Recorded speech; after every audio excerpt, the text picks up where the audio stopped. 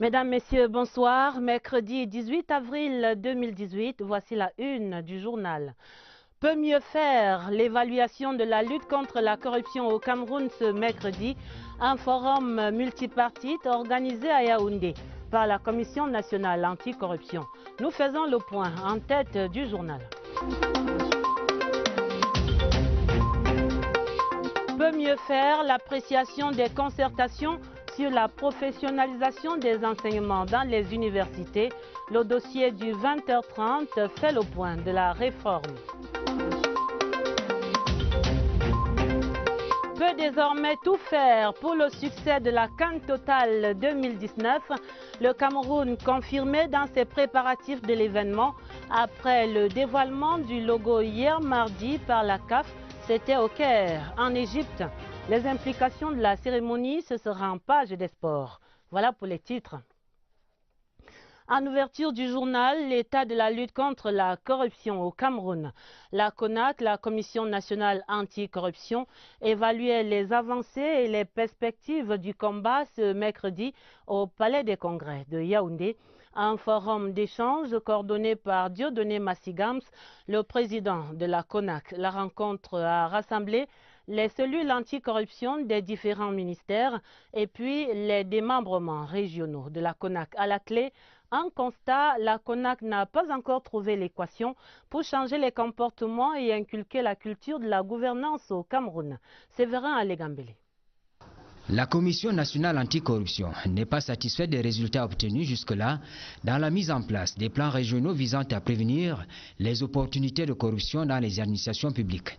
À la réunion d'évaluation de ce mercredi, en présence des inspecteurs généraux des ministères, des inspecteurs régionaux des services et des présidents des commissions ministérielles de lutte contre la corruption, il a été donné de constater que seule la région de la Damawa a atteint un niveau d'implémentation de plus de 50% dans les deux axes prévention et éducation. L'inertie, l'impunité, le détournement des provisions budgétaires de fonctionnement des cellules de lutte contre la corruption sont autant de faiblesses observées entre 2016 et 2017. La réflexion dans le cadre de cette session d'échange est donc allée dans le sens d'une remobilisation de tous les acteurs pour endiguer le mal. Il faudrait aujourd'hui que le citoyen sache que les services publics sont gratuits et nous allons afficher au niveau de tous les services publics des plaques CONAC qui mentionnent cela. Et deuxièmement, il faudrait que les inspecteurs généraux à qui incombe la charge de la lutte contre la corruption soient effectivement sur le terrain, afin que les uns et les autres ne craignent pas les représailles. Ces actions énoncées et bien d'autres adossées sur la stratégie nationale de lutte contre la corruption sont de nature à donner plus d'énergie à la machine CONAC dans toutes les administrations publiques. L'autre actualité majeure ce mercredi, le conclave des conseils des ordres nationaux, c'était au Palais de l'Unité. Les travaux préparent les distinctions qui seront décernées aux citoyens méritants par le président de la République au titre de la 46e fête de l'Unité.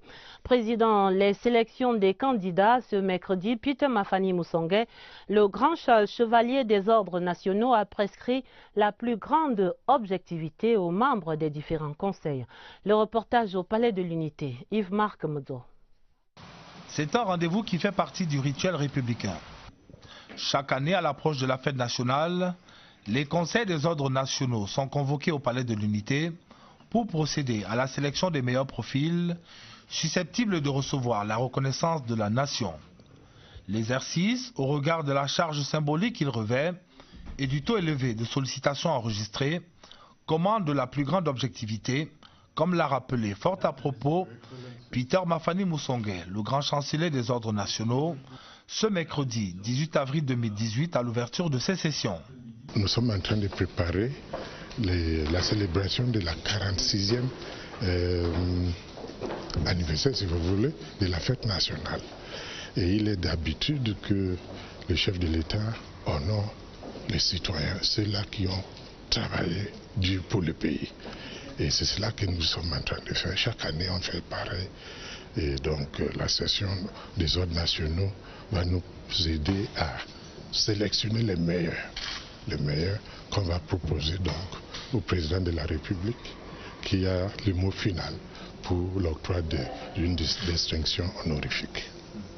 Et pour celui qui reçoit une médaille de la nation?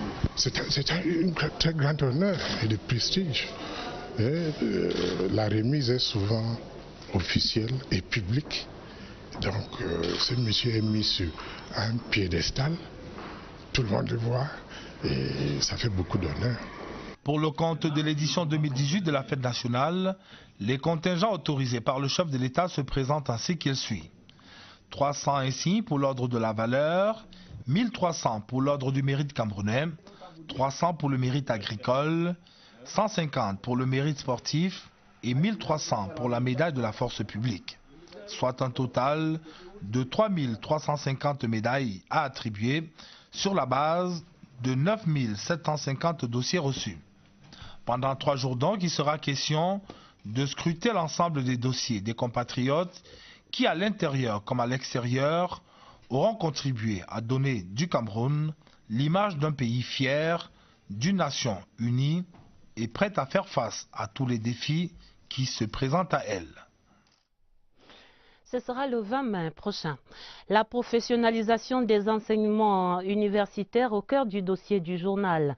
C'est à l'occasion de la tenue des 3e assises nationales. Sur cette question, les travaux de 3 jours ouverts ce mercredi par le ministre Jacques Famdongo font le point de la réforme universitaire pour une meilleure adéquation, formation, emploi. Daniel Menanga. Méditation nationale sur l'avenir des diplômés des universités d'État et autres instituts supérieurs privés. Ils partagent une angoisse commune, pas de boulot pour les jeunes après la formation. Et le ministre de l'Enseignement supérieur l'a reconnu.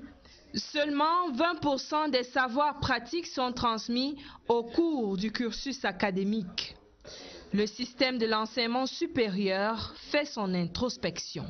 Une réflexion globale est engagée. Les acteurs de l'enseignement supérieur et du monde du travail font le point sur ce qui a freiné la professionnalisation des enseignements depuis l'entrée du LMD en 2008. Pour le patronat, les établissements d'enseignement supérieur ne vendent pas assez leurs produits sur le marché de l'emploi. Et pourtant, le cadre juridique de la professionnalisation est bien défini dans les universités. Il y a même la possibilité de créer des activités génératrices de revenus avec un peu de volonté donc et d'organisation. L'enseignant, le chef de département ou le doyen, chacun à son niveau va jouer son rôle. Pendant 3 jours, ils définiront une feuille de route, un canevas pour qu'enfin le système d'éducation universitaire se vende mieux sur le marché du travail. Et de fait, cette réforme pour la professionnalisation des enseignements à l'université tombe sous l'essence. Il s'agit pour ces enseignants chevronnés de donner maintenant des savoir-faire et pas seulement des savoirs. Un tournant décisif pour le système universitaire camerounais, même si le bilan reste mitigé à ce jour. Oswald Modon. Avec l'arrimage des universités camerounaises au système LMD, c'est l'espoir de lendemain meilleur qui se présentait aux étudiants. La variété de l'offre de formation et la professionnalisation des enseignements ouvraient de nouveaux horizons. Aujourd'hui, la réforme a définitivement pris corps. La professionnalisation se décline dans les universités en termes d'abord de création de nouvelles filières professionnelles et de nouvelles filières professionnalisantes dans les facultés classiques. Mais en plus de ça, il y a l'intensification des stages de formation, l'intégration des professionnels dans les enseignements, la participation justement des professionnels dans la définition des programmes d'enseignement. Et déjà, les prémices sont plutôt encourageants. Le nouveau système commence à faire ses preuves. À l'université de Tchang, nous avons créé quelques filières en faculté de sciences, la kinésithérapie, il y a la biologie clinique. On s'aperçoit que nos étudiants, à peine sortis, se retrouvent déjà happés par des ONG et d'autres structures, même l'administration. Seulement, tout n'est pas si rose que ça. Le système reste à perfectionner. La professionnalisation a ses exigences et sur ce plan, il y a encore beaucoup à faire. Le passage vers les capacités, le passage vers les compétences demande des équipements appropriés. Deuxièmement, il y a la question de la formation des formateurs. Comment amener les enseignants du supérieur qui, pour la plupart, en particulier dans les facultés, sont restés essentiellement théoriques, vers la production des connaissances. Le troisième élément, c'est comment adresser les différentes catégories d'étudiants que nous avons. Autant de goulots d'étranglement que les pouvoirs publics devront lever. C'est aussi par là que passe le plein succès d'une réforme porteuse d'espoir. Dans ce même domaine de l'enseignement supérieur, l'Université catholique d'Afrique centrale tenait sa journée scientifique ce mercredi. La thématique en débat interpelle la jeunesse africaine pour un meilleur usage des nouvelles technologies et vers la redéfinition des liens sociaux. Et c'est là une réflexion très actuelle. José Gaëtan Tchanga. Il est nécessaire de saisir avec sagesse les singulières opportunités offertes par les communications modernes. C'est le principal message à retenir de la journée scientifique de l'Université catholique d'Afrique centrale. Nous savons que l'Afrique est en quête de développement et de développement intégral. Et les nouvelles technologies de communication sont pour nous une opportunité. Le pape Benoît XVI, le pape émérite, l'a dit. Mais maintenant, considérant tous les dérapages que nous constatons à ce niveau, il va falloir que ces nouvelles technologies de la communication soient encadrées. Les jeunes étudiants qui ont assisté aux échanges se disent édifiés. La jeunesse africaine entre dans l'ère du tout numérique. Et cette numérisation du tout constitue une opportunité pour tous les secteurs d'activité en Afrique et dans le monde. Cependant, cette opportunité pose un certain nombre de problèmes de liens sociaux, d'où la pertinence du thème de ces journées scientifiques, la redéfinition. Les médias sociaux sont un bien précieux pour l'humanité. Leur usage se doit d'être encadré par le droit. Chez les plus jeunes, au ministère des enseignements secondaires, pour les collèges, on prépare déjà les examens et concours de la session 2018. La concertation ouverte ce mercredi par Madame le ministre Pauline Nalova-Lionga évalue également la couverture des programmes scolaires à travers le Cameroun et avec ce constat rassurant, le taux de couverture est en hausse dans les régions du nord-ouest et du sud-ouest. Nous faisons le point avec Alvin Giselzé. Tous les maillons de la chaîne impliqués dans l'organisation des examens et concours officiels 2018 sont en formation en ce moment. Par ailleurs, les délégués régionaux sont financièrement prêts. Ils ont déjà perçu les frais d'organisation matériels des dits examens. 576 877 candidats ont été enregistrés. Même si le taux national de couverture des programmes n'a pas été révélé dans les régions du nord-ouest et du sud-ouest, ils sont en hausse, 75 et 63% respectivement, comparativement à 15 et 8% l'année dernière. Dans l'extrême nord, tout est mis en œuvre pour assurer un bon déroulement des examens aux élèves déplacés du fait de la guerre contre Boko Haram. Des dispositions sont prises à tous les niveaux pour que ces déplacés ne connaissent pas de difficultés. C'est des élèves déplacés qui sont encadrés normalement. Nous avons deux catégories d'institutions qu'on est en train de gérer pour le moment. Les établissements qui sont pleinement fonctionnels, il y a la sérénité dans ces établissements-là. Mais nous avons aussi des établissements en difficulté, dont là, on ne peut pas beaucoup parler de la sérénité. Ce premier contact entre le ministre des Enseignements secondaires et ses collaborateurs était aussi l'occasion de dresser le bilan de l'encadrement pédagogique. On a préparé 3 épreuves, ce que nous appelons épreuve 0. Ils vont s'initier et nous aurons le rendu. Nous allons apporter des améliorations. La saison des examens s'annonce sous des meilleurs auspices au ministère des Enseignements secondaires. Les ministères de l'éducation de base et celui de la défense ensemble pour un cadre éducatif de qualité à offrir à la jeunesse de la région de l'extrême nord. La signature de la plateforme de coopération entre ces deux départements ministériels avait lieu ce mercredi à Yaoundé. L'objectif, la construction et la réhabilitation de plus de 120 salles de classe dans cette zone d'éducation prioritaire marquée par l'insécurité. Pierre Evembe. Construire et réhabiliter 121 salles de classe ainsi que les blocs administratifs, des latrines, des forages pour améliorer la qualité de l'éducation dans les départements du Mayo-Tianaga, Logon-Echari et Mayo-Sava dans la région de l'extrême nord. Une mission jadis impossible qui a trouvé une solution dans cette zone en proie à des menaces asymétriques qui brisaient les ailes et le zèle des entreprises dont l'intention n'était que de permettre aux fers de lance de la nation de ces zones d'éducation prioritaire en insécurité de mieux s'outiller.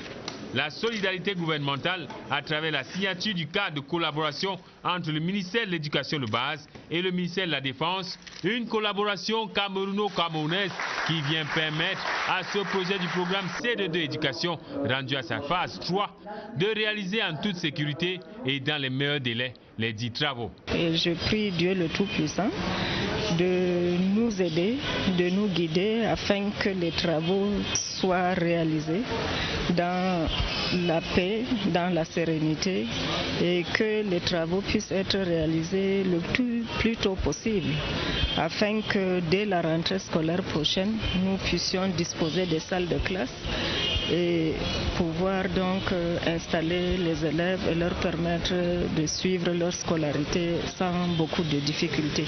Le génie militaire qui n'est pas à sa première expérience dans les projets inscrits sous le sceau du diptyque Armée et Nation est selon le ministre Joseph Betty-Assomo la garantie d'une réalisation sereine des travaux de ce projet qui aura coûté 1,7 milliard de francs CFA. La présence des membres du gouvernement manifestait ainsi la volonté du président de la République, chef des armées, de donner accès à tous les jeunes à l'éducation et une éducation de qualité. La grande enquête du 20h30 pour comprendre les raisons du torchon qui brûle entre le barreau du Cameroun et les 867 avocats stagiaires, tous recalés au certificat d'aptitude à la profession d'avocat au Cameroun.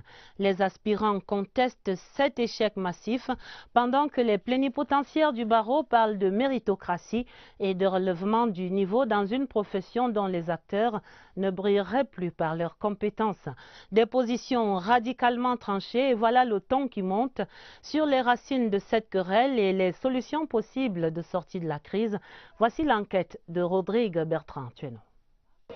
Les recalés à l'examen de fin de stage d'avocat 2018 ont pondu un mémorandum dans lequel sont couchées leurs récriminations. C'est pour la première fois que 70% des avocats inscrits au petit tableau sont empêchés d'accéder au grand tableau afin d'ouvrir leur propre cabinet. Au lieu de passer 2 années de stage, nous en avons passé 3. Il y a eu trop d'injustice. Et les résultats qui sont publiés par ordre de mérite ne le sont pas. Au barreau, l'on prend la posture du berger pour répondre à la bergère. Cet examen est régi par des textes au Cameroun qui prescrivent que la moyenne qu'on doit obtenir pour être déclaré admis, c'est une moyenne de 12. Il n'y a pas eu de repêchage parce qu'il me semble que le jury a voulu être rigoureux. Ce jury comprend des très très hauts magistrats qui sont tous magistrats à la Cour suprême du Cameroun, de très très grands enseignants qui sont des enseignants de rang magistral de droit et de 2 ou 3 avocats. Les recalés ne se sont pas contentés de faire circuler leur mémorandum sous le manteau. Nous avons donc saisi le président de la République. Nous avons choisi la voie politique pour attirer l'attention de l'opinion nationale et internationale. On veut empêcher des gens d'accéder à la profession d'avocat. Rien n'y fait. Côté barreau, l'on reste droit dans ses bottes. Tant que ce conseil de l'ordre sera en place, pour devenir avocat, il faudra le mériter. Je dois d'ailleurs vous dire que moi j'ai des membres de la famille qui n'ont pas eu l'examen. Le bâtonnier a des stagiaires qui n'ont pas eu l'examen.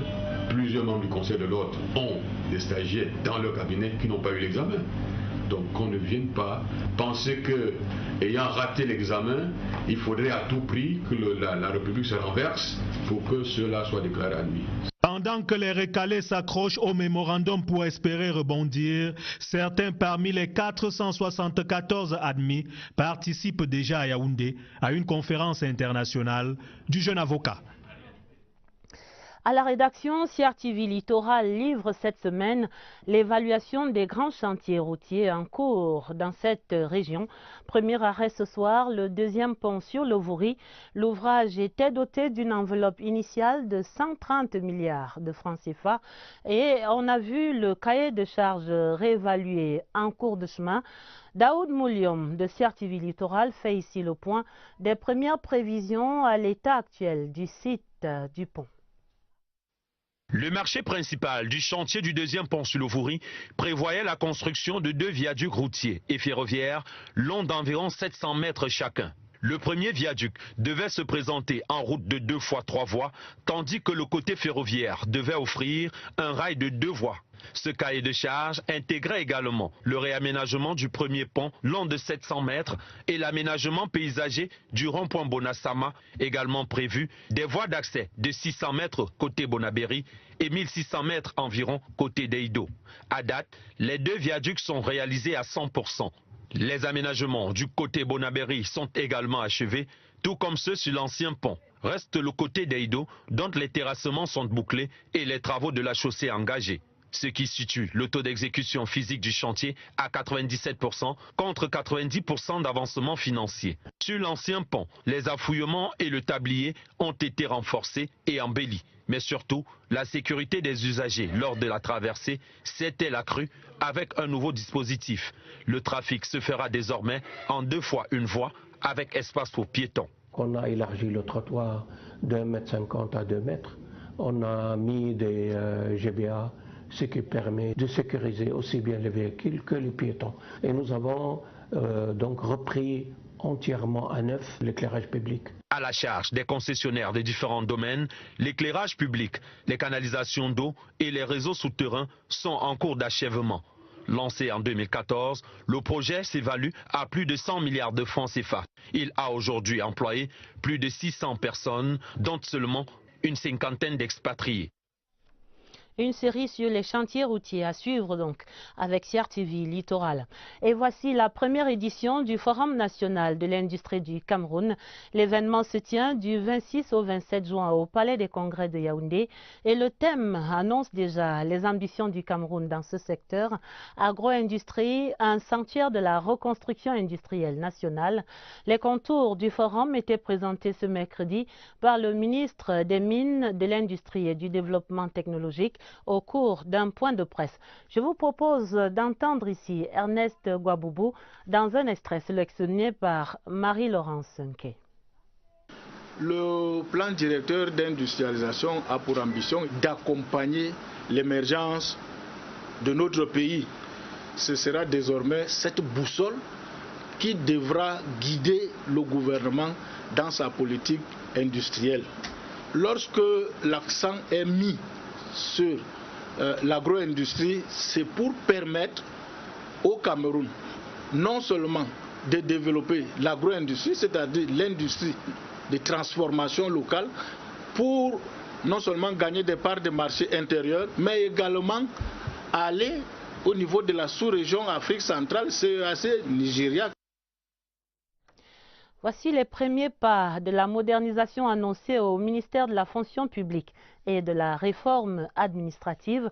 Une décision du ministre Joseph Lé ramène le traitement des dossiers des agents de l'État en service à travers les régions au sein des délégations régionales du MINFOPRA et ce grâce à l'informatisation du système. Fini donc les longs voyages périlleux pour venir suivre les dossiers à Yaoundé. Présentation de l'innovation avec Catherine Toulou-Elanga. Sous ces chapiteaux, le service d'accueil du ministère de la fonction publique et de la réforme administrative a accueilli moins de 10 usagers ce matin pour le traitement des dossiers. Normal, ils sont de plus en plus rares ici depuis la décision prise par le ministre pour réduire les déplacements des fonctionnaires et agents de l'État.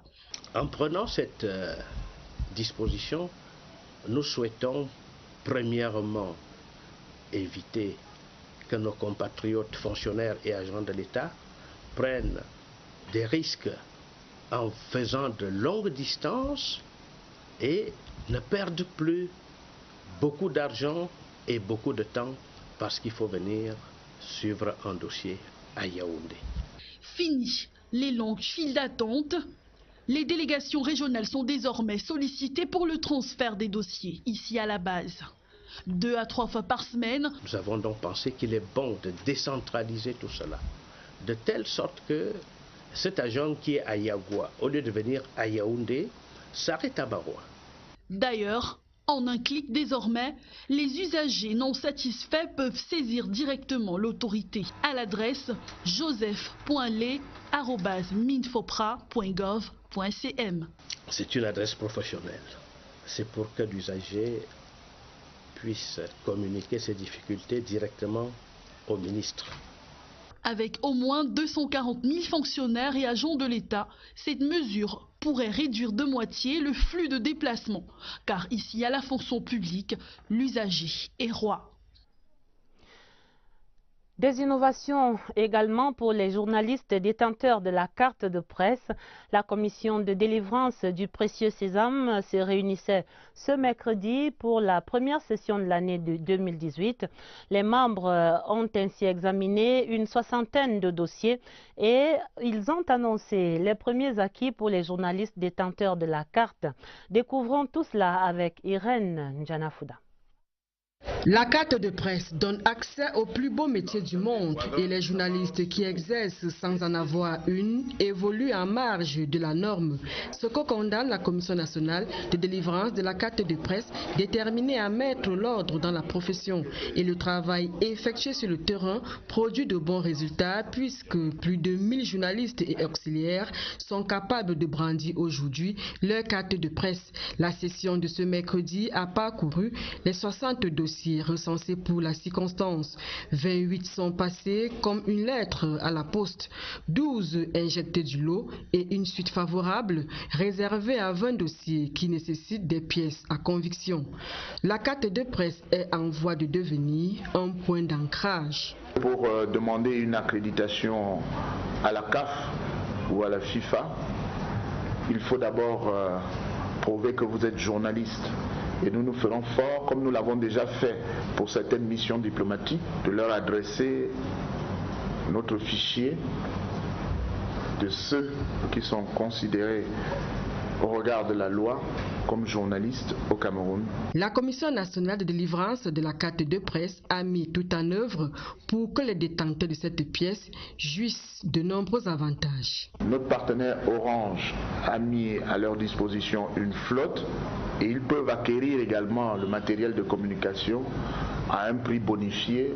Nous venons de conclure également avec la compagnie Bruxelles Airlines qui accorde une réduction substantielle de l'ordre de 15% sur l'achat des billets pour tous les journalistes titulaires de la carte de presse.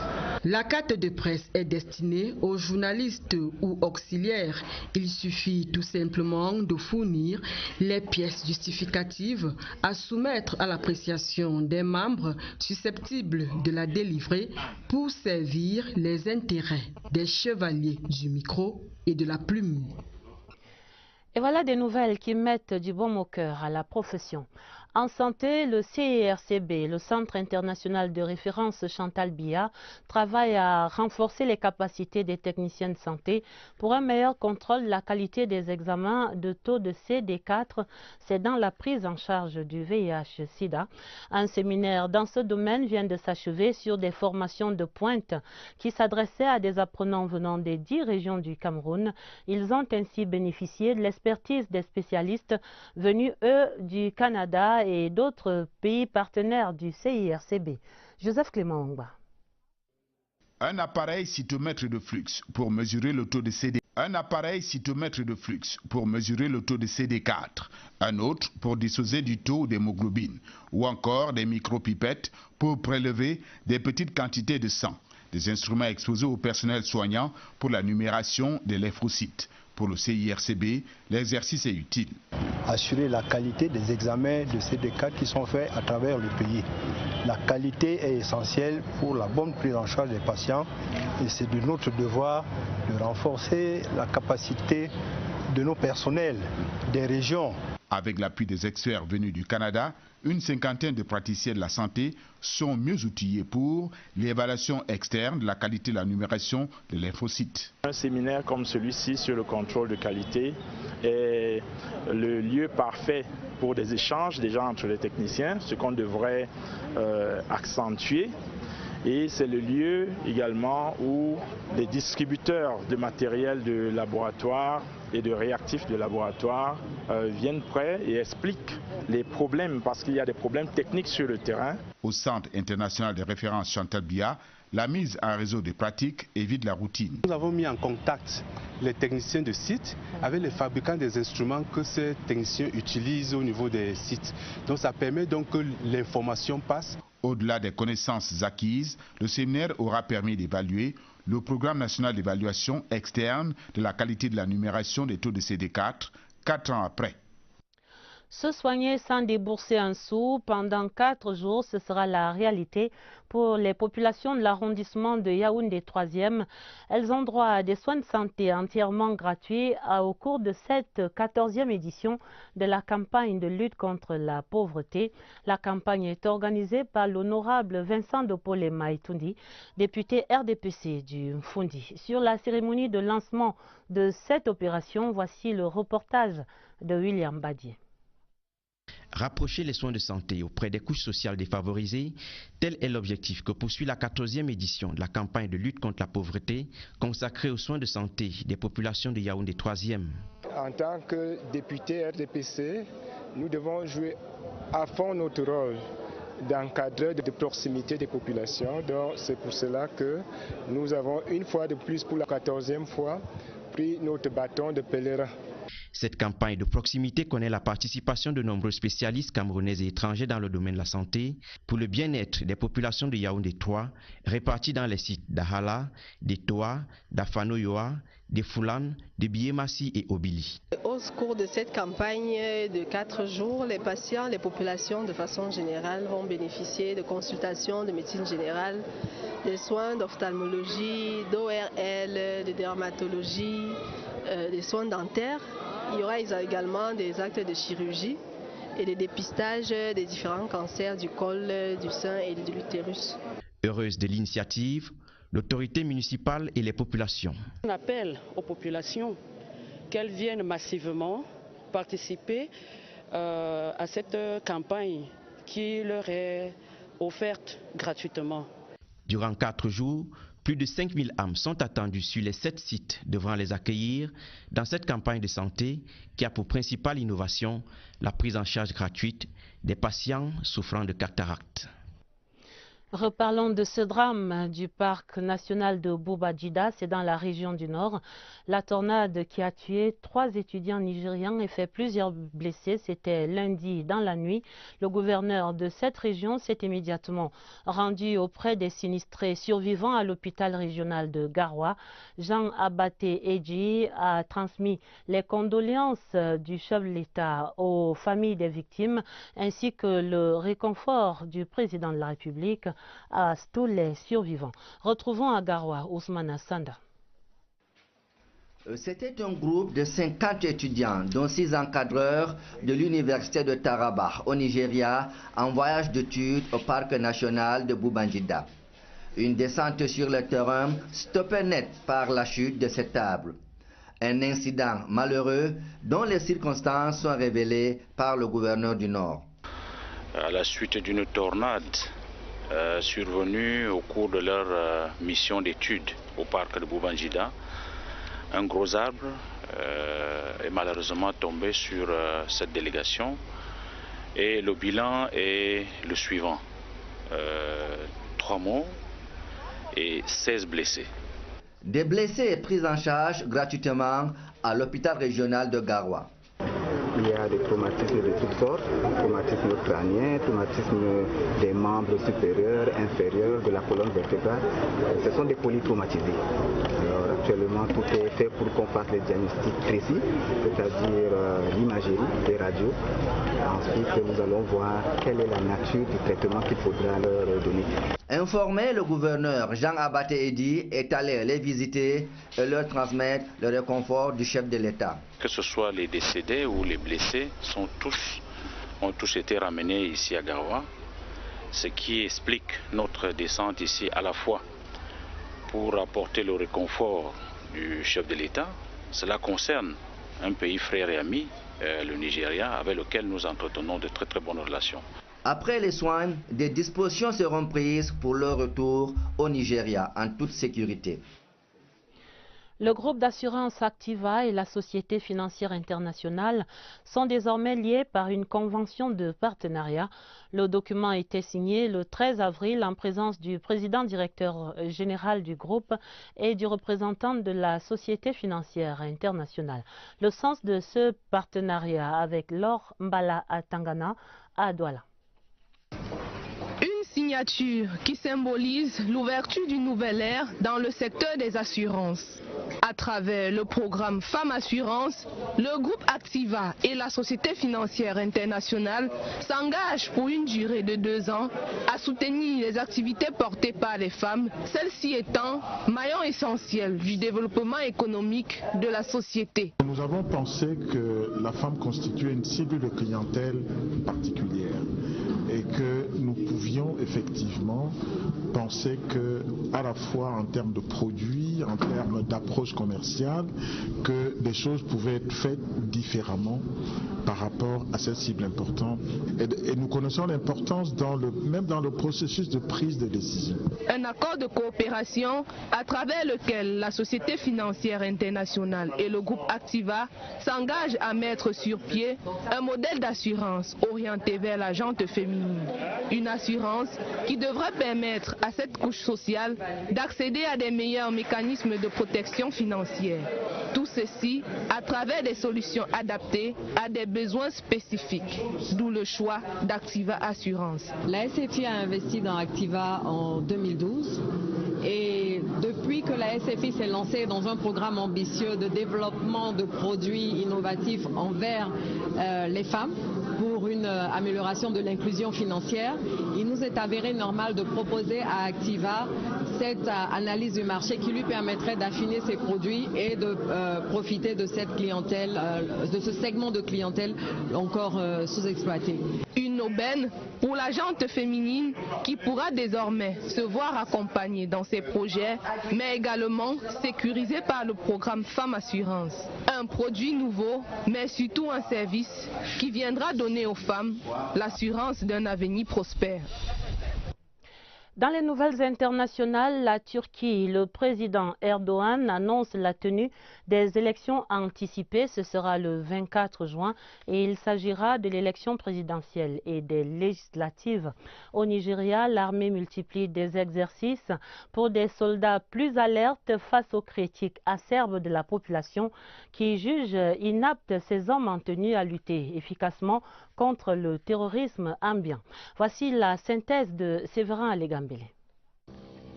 L'armée nigériane se donne les moyens de combattre le terrorisme sur son territoire. Lors d'un exercice devant les militaires de plusieurs pays d'Afrique et des États-Unis, dans le cadre de la coopération internationale contre le terrorisme, les soldats nigérians ont fait étalage de leur capacité à conduire les opérations d'attaque et de défense face aux groupes djihadistes comme Boko Haram. Le terrorisme, un sujet qui figure à l'ordre du jour des travaux du sommet des chefs d'État et de gouvernement du Commonwealth, sommet en marge duquel le président sud-africain a été reçu par la reine d'Angleterre. Cyril Ramaphosa a également discuté avec le Premier ministre Theresa May. Encore une nuit de violence à Toulouse, en France. Plusieurs véhicules et des conteneurs poubelles ont été incendiés dans les quartiers de Mirail. 5 personnes ont été interpellées. Les violences ont éclaté dimanche dernier entre une centaine de jeunes et les forces de l'ordre à la suite d'une rumeur indiquant que des gardiens d'une prison au sud de Toulouse seraient responsables du meurtre d'un détenu originaire du quartier. C'est 30 ans de travail, voilà. Ça part en fumée. Pour moi c'est incompréhensible, je ne sais même pas pourquoi ils font ça. Des élections anticipées sont annoncées en Turquie au cours d'un point de presse mercredi à Ankara. Le président turc Recep Tayyip Erdogan a affirmé que les élections présidentielles et législatives auront lieu le 24 juin, soit un an et demi avant le 3 novembre 2019, date initialement prévue. Le double scrutin marquera l'entrée en vigueur de la plupart des mesures renforçant les pouvoirs du chef de l'État turc adoptées lors du référendum constitutionnel d'avril 2017. Ces décisions interviennent après la rencontre entre le président turc et son allié, le leader du mouvement ultranationaliste. La page des sports, la CAN Total 2019, c'est désormais le terme consacré et qui dévoile également ses couleurs. La CAF dissipait hier mardi en Égypte au Caire les derniers doutes quant à l'organisation de l'événement par le Cameroun en publiant le logo officiel de l'événement. Le Cameroun est donc plus que jamais conforté dans ses préparatifs de cette compétition. Raphaël Nkoa. Et voici le logotype de la prochaine Coupe d'Afrique des Nations de football, la CAN Total 2019, dévoilée par la Confédération africaine de football, qui indique que la grande messe du football continental se tiendra le jour 10 au Cameroun. La visibilité de l'événement monte aussi d'un cran, alors que notre pays remet tranquillement et méthodiquement les pendules de sa crédibilité à l'heure de Yaoundé. Le timing de la Confédération africaine est loin d'être un fait anodin. En dévoilant le logotype de la CAN Total 2019 à 14 mois du début de la compétition, l'instance fêtière du football continental marque son satisfait titre et donne un certificat de conformité à notre pays. Cette énonciation de la CAF intervient au lendemain de ses 2 missions d'inspection de janvier et mars dernier. Assurément, les auditeurs dépêchés par le président Hamad sont venus. Ils ont vu et ont été convaincus par notre capacité à tenir nos engagements et aller au-delà du cahier des charges. Résultat d'une foi inébranlable et d'une détermination sans faille exprimée au plus haut niveau de l'État, à travers 3 séquences présidentielles déclinées en août de l'année dernière au Palais de l'Unité devant nos sportifs méritants, le 31 décembre dernier dans le traditionnel message à la nation et tout récemment lors du Conseil des ministres. Paul Biya s'est personnellement engagé dans l'organisation à date de la CAN Total Cameroun 2019 afin que la parole présidentielle s'accomplisse. La CAF vient d'en prendre officiellement acte. Ce sera au Cameroun. Et c'est rassurant, et voilà qui met un terme à ce 20h30. L'essentiel à retenir, c'est ces appréciations peut mieux faire. L'évaluation de la lutte contre la corruption au Cameroun ce mercredi, c'était au cours du forum multipartite organisé à Yaoundé par la Commission nationale anticorruption. Peut mieux faire l'appréciation des concertations sur la professionnalisation des enseignements dans les universités d'État au Cameroun. Le dossier du 20h30 faisait le point de cette réforme qui reste à parfaire. Peut désormais tout faire pour le succès de la CAN Total 2019. C'est le Cameroun confirmé dans ses préparatifs de l'événement. Après le dévoilement du logotype, c'était hier mardi au Caire, en Égypte, par la Confédération africaine de football. La fin du 20h30, une édition préparée avec la collaboration de Lucie Colette Avoulou. D'autres informations pour vous sur cette antenne, ce sera à minuit avec Nicole Doudou et Baldwin Sama. Retrouvez immédiatement sur cette antenne l'intégralité du point de presse que donnait ce mercredi le ministre des Mines, Ernest Gwaboubou, accompagné de son homologue de la communication, le ministre Issa Chiroma Bakari. Très belle soirée sur la CRTV et à demain, 20h30.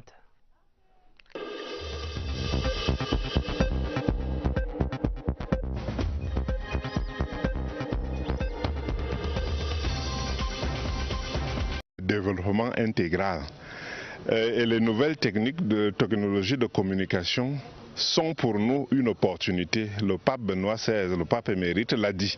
Mais maintenant, considérant tous les dérapages que nous constatons à ce niveau, il va falloir que ces nouvelles technologies de la communication soient encadrées. Les jeunes étudiants qui ont assisté aux échanges se disent édifiés. La jeunesse africaine entre dans l'ère du tout numérique. Et cette numérisation du tout constitue une opportunité pour tous les secteurs d'activité en Afrique et dans le monde. Cependant, cette opportunité pose un certain nombre de problèmes, de liens sociaux, d'où la pertinence du thème de ces journées scientifiques, la redéfinition. Les médias sociaux sont un bien précieux pour l'humanité. Leur usage se doit d'être encadré par le droit.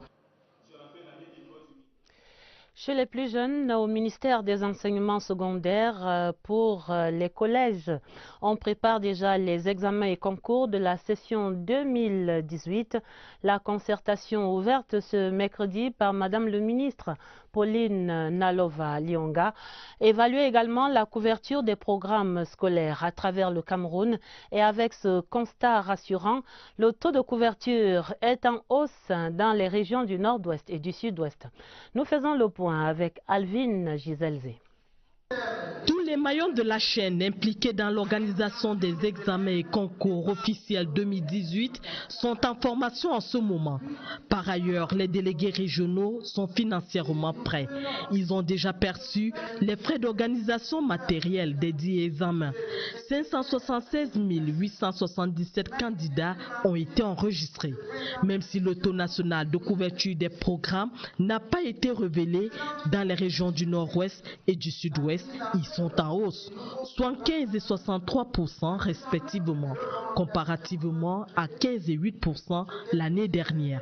Dans l'extrême nord, tout est mis en œuvre pour assurer un bon déroulement des examens aux élèves déplacés du fait de la guerre contre Boko Haram. Des dispositions sont prises à tous les niveaux pour que ces déplacés ne connaissent pas de difficultés. C'est des élèves déplacés qui sont encadrés normalement. Nous avons deux catégories d'institutions qu'on est en train de gérer pour le moment. Les établissements qui sont pleinement fonctionnels, il y a la sérénité dans ces établissements-là. Mais nous avons aussi des établissements en difficulté, donc là, on ne peut pas beaucoup parler de la sérénité. Ce premier contact entre le ministre des Enseignements secondaires et ses collaborateurs était aussi l'occasion de dresser le bilan de l'encadrement pédagogique. On a préparé 3 épreuves, ce que nous appelons épreuve 0. Ils vont s'initier et nous aurons le rendu. Nous allons apporter des améliorations. La saison des examens s'annonce sous des meilleurs auspices au ministère des Enseignements secondaires. Les ministères de l'éducation de base et celui de la défense ensemble pour un cadre éducatif de qualité à offrir à la jeunesse de la région de l'extrême nord. La signature de la plateforme de coopération entre ces deux départements ministériels avait lieu ce mercredi à Yaoundé. L'objectif, la construction et la réhabilitation de plus de 120 salles de classe dans cette zone d'éducation prioritaire marquée par l'insécurité. Pierre Evembe. Construire et réhabiliter 121 salles de classe ainsi que les blocs administratifs, des latrines, des forages pour améliorer la qualité de l'éducation dans les départements du Mayo-Tianaga, Logon-Echari et Mayo-Sava dans la région de l'extrême nord. Une mission jadis impossible qui a trouvé une solution dans cette zone en proie à des menaces asymétriques qui brisaient les ailes et les ailes des entreprises dont l'intention n'était que de permettre aux fers de lance de la nation de ces zones d'éducation prioritaire en insécurité de mieux s'outiller. La solidarité gouvernementale à travers la signature du cadre de collaboration entre le ministère de l'Éducation de base et le ministère de la Défense, une collaboration camerouno-camerounaise qui vient permettre à ce projet du programme C2 Éducation rendu à sa phase 3 de réaliser en toute sécurité et dans les meilleurs délais les 10 travaux. Et je prie Dieu le Tout-Puissant de nous aider, de nous guider afin que les travaux soient réalisés dans la paix, dans la sérénité et que les travaux puissent être réalisés le plus tôt possible afin que dès la rentrée scolaire prochaine, nous puissions disposer des salles de classe et pouvoir donc installer les élèves et leur permettre de suivre leur scolarité sans beaucoup de difficultés. Le génie militaire qui n'est pas à sa première expérience dans les projets inscrits sous le sceau du diptyque Armée et Nation est selon le ministre Joseph Bétia Somo la garantie d'une réalisation sereine des travaux de ce projet qui aura coûté 1,7 milliard de francs CFA. La présence des membres du gouvernement manifestait ainsi la volonté du président de la République, chef des armées, de donner accès à tous les jeunes à l'éducation et une éducation de qualité.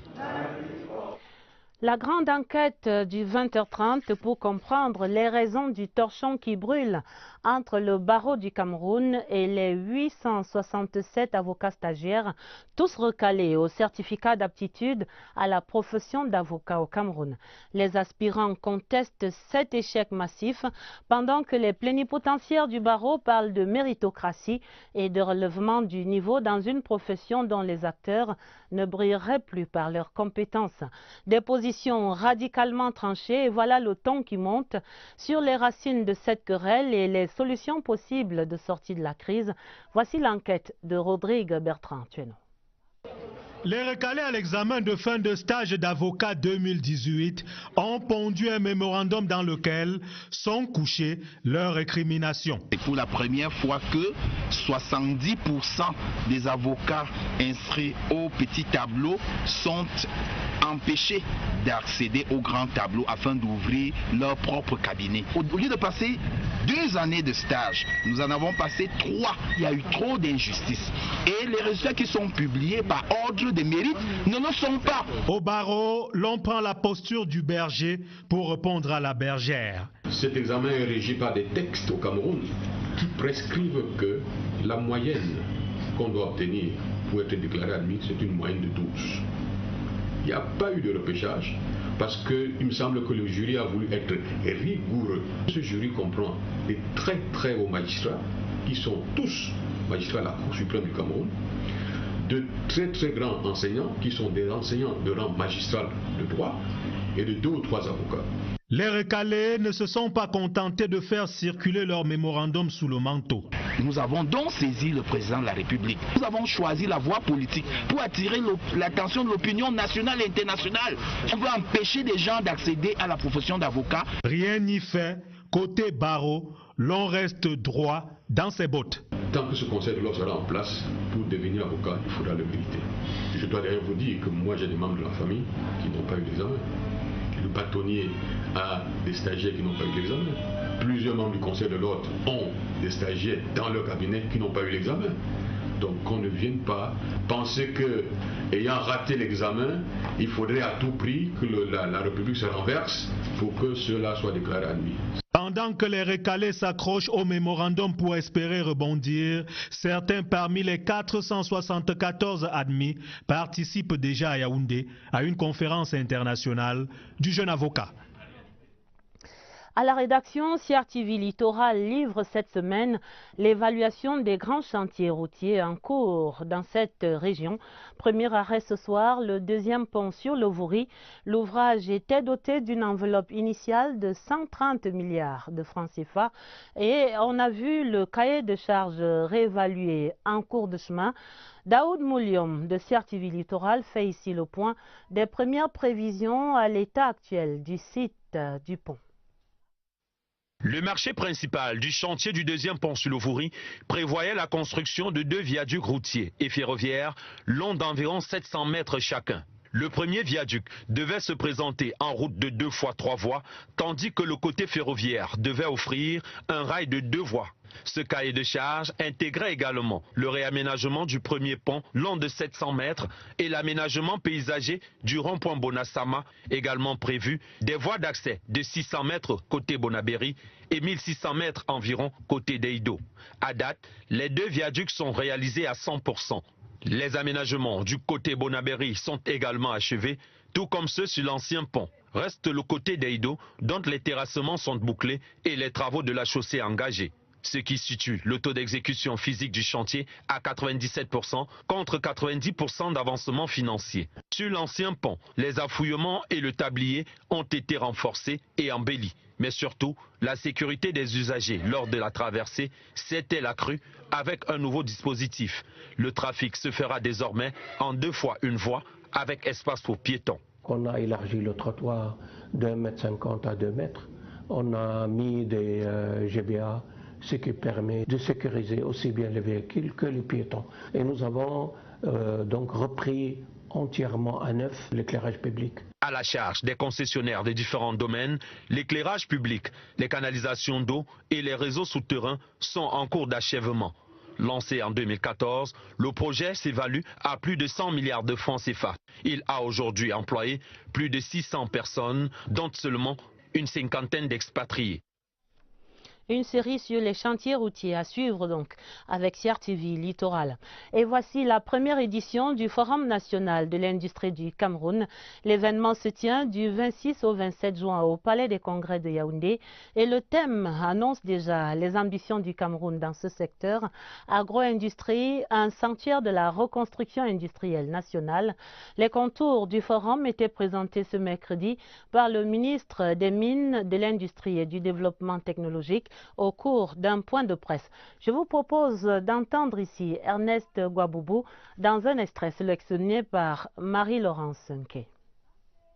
Le plan directeur d'industrialisation a pour ambition d'accompagner l'émergence de notre pays.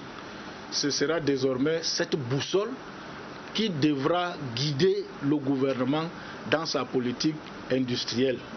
Lorsque l'accent est mis sur l'agro-industrie, c'est pour permettre au Cameroun non seulement de développer l'agro-industrie, c'est-à-dire l'industrie de transformation locale, pour non seulement gagner des parts de marché intérieur, mais également aller au niveau de la sous-région Afrique centrale, CEAC, Nigeria. Voici les premiers pas de la modernisation annoncée au ministère de la fonction publique et de la réforme administrative. Une décision du ministre Joseph Lé ramène le traitement des dossiers des agents de l'État en service à travers les régions au sein des délégations régionales du MINFOPRA, et ce grâce à l'informatisation du système.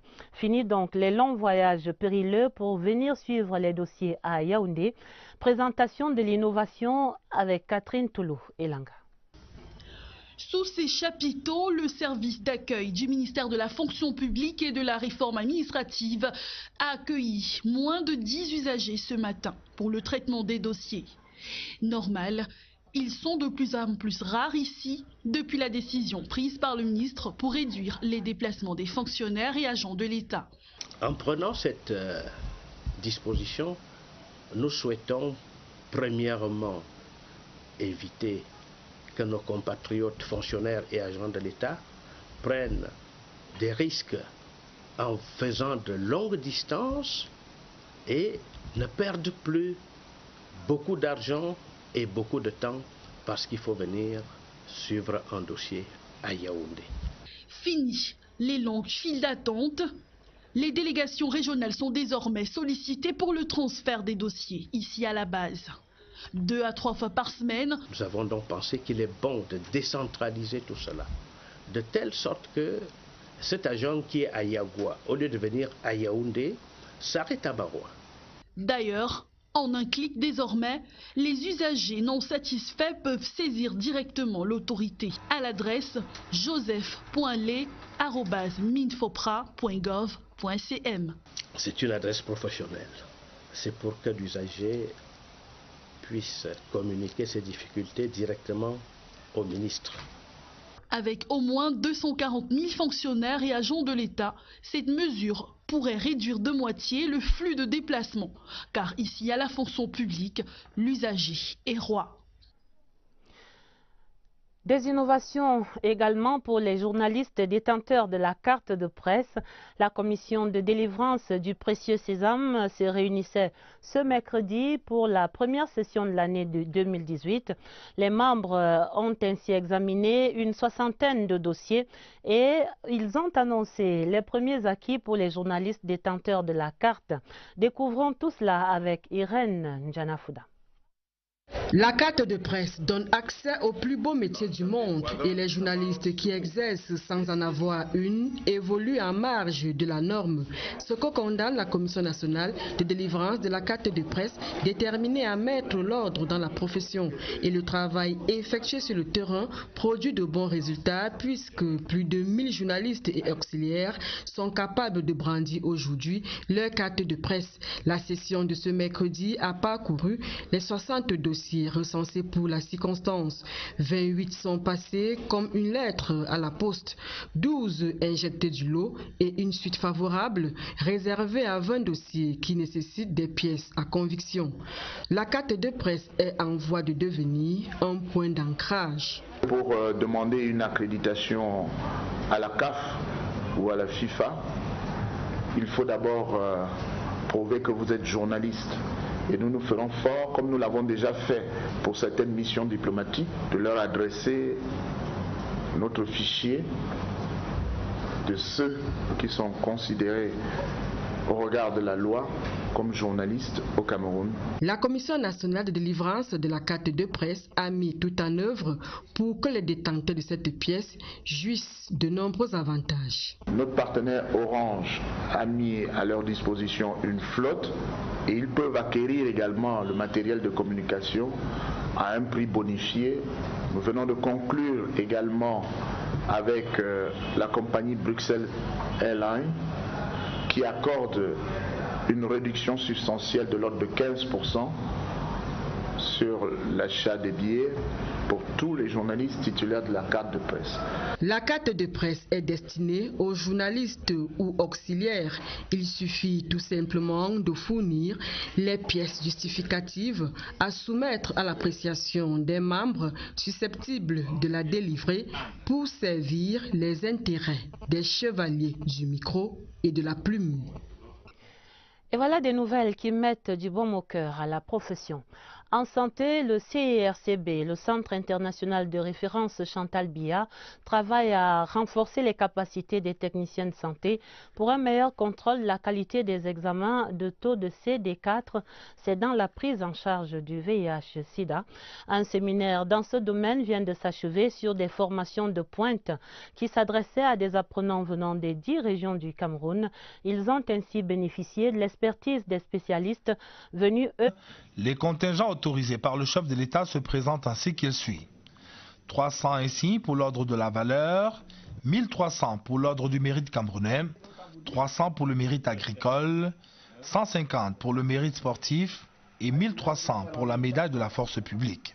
Soit un total de 3350 médailles à attribuer sur la base de 9750 dossiers reçus. Pendant 3 jours donc, il sera question de scruter l'ensemble des dossiers des compatriotes qui, à l'intérieur comme à l'extérieur, auront contribué à donner du Cameroun l'image d'un pays fier, d'une nation unie et prête à faire face à tous les défis qui se présentent à elle. Ce sera le 20 mai prochain. La professionnalisation des enseignements universitaires au cœur du dossier du journal. C'est à l'occasion de la tenue des 3e assises nationales. Sur cette question, les travaux de 3 jours ouverts ce mercredi par le ministre Jacques Famdongo font le point de la réforme universitaire pour une meilleure adéquation formation-emploi. Daniel Menanga. Méditation nationale sur l'avenir des diplômés des universités d'État et autres instituts supérieurs privés. Ils partagent une angoisse commune, pas de boulot pour les jeunes après la formation. Et le ministre de l'Enseignement supérieur l'a reconnu. Seulement 20% des savoirs pratiques sont transmis au cours du cursus académique. Le système de l'enseignement supérieur fait son introspection. Une réflexion globale est engagée. Les acteurs de l'enseignement supérieur et du monde du travail font le point sur ce qui a freiné la professionnalisation des enseignements depuis l'entrée du LMD en 2008. Pour le patronat, les établissements d'enseignement supérieur ne vendent pas assez leurs produits sur le marché de l'emploi. Et pourtant, le cadre juridique de la professionnalisation est bien défini dans les universités. Il y a même la possibilité de créer des activités génératrices de revenus avec un peu de volonté donc et d'organisation. L'enseignant, le chef de département ou le doyen, chacun à son niveau va jouer son rôle. Pendant 3 jours, ils définiront une feuille de route, un canevas pour qu'enfin le système d'éducation universitaire se vende mieux sur le marché du travail. Et de fait, cette réforme pour la professionnalisation des enseignements à l'université tombe sous l'essence. Il s'agit pour ces enseignants chevronnés de donner maintenant des savoir-faire et pas seulement des savoirs. Un tournant décisif pour le système universitaire camerounais, même si le bilan reste mitigé à ce jour. Oswald Modon. Avec l'arrimage des universités camerounaises au système LMD, c'est l'espoir de lendemain meilleur qui se présentait aux étudiants. La variété de l'offre de formation et la professionnalisation des enseignements ouvraient de nouveaux horizons. Aujourd'hui, la réforme a définitivement pris corps. La professionnalisation se décline dans les universités en termes d'abord de création de nouvelles filières professionnelles et de nouvelles filières professionnalisantes dans les facultés classiques. Mais en plus de ça, il y a l'intensification des stages de formation, l'intégration des professionnels dans les enseignements, la participation justement des professionnels dans la définition des programmes d'enseignement. Et déjà, les prémices sont plutôt encourageants. Le nouveau système commence à faire ses preuves. À l'université de Tchang, nous avons créé quelques filières en faculté de sciences, la kinésithérapie, il y a la biologie clinique. On s'aperçoit que nos étudiants, à peine sortis, se retrouvent déjà happés par des ONG et d'autres structures, même l'administration.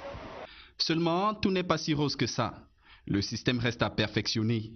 La professionnalisation a ses exigences et sur ce plan, il y a encore beaucoup à faire. Le passage vers les capacités, le passage vers les compétences demande des équipements appropriés. Deuxièmement, il y a la question de la formation des formateurs.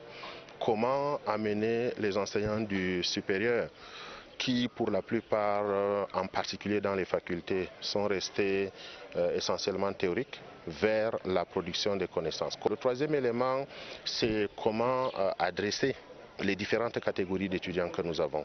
Autant de goulots d'étranglement que les pouvoirs publics devront lever. C'est aussi par là que passe le plein succès d'une réforme porteuse d'espoir.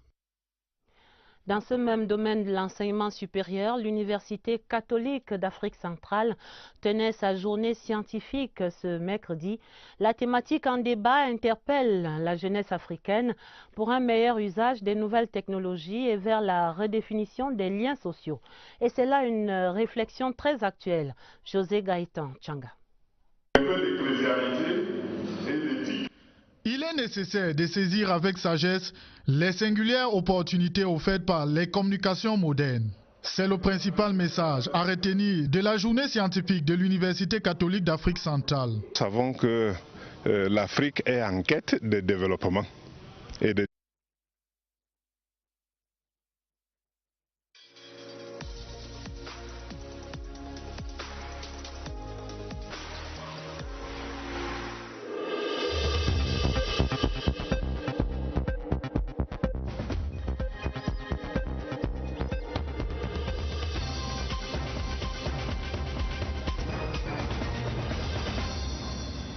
Mesdames, Messieurs, bonsoir. Mercredi 18 avril 2018, voici la une du journal. Peut mieux faire l'évaluation de la lutte contre la corruption au Cameroun ce mercredi. Un forum multipartite organisé à Yaoundé par la Commission nationale anticorruption. Nous faisons le point en tête du journal. Peut mieux faire l'appréciation des concertations sur la professionnalisation des enseignements dans les universités. Le dossier du 20h30 fait le point de la réforme. Peut désormais tout faire pour le succès de la CAN Total 2019. Le Cameroun confirmé dans ses préparatifs de l'événement après le dévoilement du logo hier mardi par la CAF. C'était au Caire, en Égypte. Les implications de la cérémonie, ce sera en page des sports. Voilà pour les titres. En ouverture du journal, l'état de la lutte contre la corruption au Cameroun. La CONAC, la Commission nationale anticorruption, évaluait les avancées et les perspectives du combat ce mercredi au Palais des Congrès de Yaoundé. Un forum d'échange coordonné par Dieudonné Massigams, le président de la CONAC. La rencontre a rassemblé les cellules anticorruption des différents ministères et puis les démembrements régionaux de la CONAC. À la clé, un constat, la CONAC n'a pas encore trouvé l'équation pour changer les comportements et inculquer la culture de la gouvernance au Cameroun. Séverin Alégambélé. La Commission nationale anticorruption n'est pas satisfaite des résultats obtenus jusque-là dans la mise en place des plans régionaux visant à prévenir les opportunités de corruption dans les administrations publiques. À la réunion d'évaluation de ce mercredi, en présence des inspecteurs généraux des ministères, des inspecteurs régionaux des services et des présidents des commissions ministérielles de lutte contre la corruption, il a été donné de constater que seule la région de l'Adamawa a atteint un niveau d'implémentation de plus de 50% dans les deux axes prévention et éducation. L'inertie, l'impunité, le détournement des provisions budgétaires de fonctionnement des cellules de lutte contre la corruption sont autant de faiblesses observées entre 2016 et 2017. La réflexion dans le cadre de cette session d'échange est donc allée dans le sens d'une remobilisation de tous les acteurs pour endiguer le mal. Il faudrait aujourd'hui que le citoyen sache que les services publics sont gratuits et nous allons afficher au niveau de tous les services publics des plaques CONAC qui mentionnent cela. Et deuxièmement, il faudrait que les inspecteurs généraux à qui incombe la charge de la lutte contre la corruption soient effectivement sur le terrain, afin que les uns et les autres ne craignent pas les représailles. Ces actions énoncées et bien d'autres adossées sur la stratégie nationale de lutte contre la corruption sont de nature à donner plus d'énergie à la machine CONAC dans toutes les administrations publiques. L'autre actualité majeure ce mercredi, le conclave des conseils des ordres nationaux, c'était au Palais de l'Unité. Les travaux préparent les distinctions qui seront décernées aux citoyens méritants par le président de la République au titre de la 46e fête de l'Unité. Président les sélections des candidats ce mercredi, Peter Mafani Musonge, le grand chevalier des ordres nationaux, a prescrit la plus grande objectivité aux membres des différents conseils. Le reportage au Palais de l'Unité, Yves-Marc Modo. C'est un rendez-vous qui fait partie du rituel républicain. Chaque année, à l'approche de la fête nationale, les conseils des ordres nationaux sont convoqués au Palais de l'Unité pour procéder à la sélection des meilleurs profils susceptibles de recevoir la reconnaissance de la nation. L'exercice, au regard de la charge symbolique qu'il revêt et du taux élevé de sollicitations enregistrées, commande de la plus grande objectivité, comme l'a rappelé fort à propos Peter Mafani Musonge, le grand chancelier des ordres nationaux, ce mercredi 18 avril 2018 à l'ouverture de ces sessions. Nous sommes en train de préparer la célébration de la 46e anniversaire, si vous voulez, de la fête nationale. Et il est d'habitude que le chef de l'État honore les citoyens, ceux-là qui ont travaillé dur pour le pays. Et c'est cela que nous sommes en train de faire. Chaque année, on fait pareil. Et donc, la session des ordres nationaux va nous aider à sélectionner les meilleurs qu'on va proposer donc au président de la République, qui a le mot final pour l'octroi d'une distinction honorifique. Et pour celui qui reçoit une médaille de la nation? C'est un très grand honneur et de prestige. La remise est souvent officielle et publique. Donc, ce monsieur est mis sur un piédestal, tout le monde le voit et ça fait beaucoup d'honneur. Pour le compte de l'édition 2018 de la fête nationale,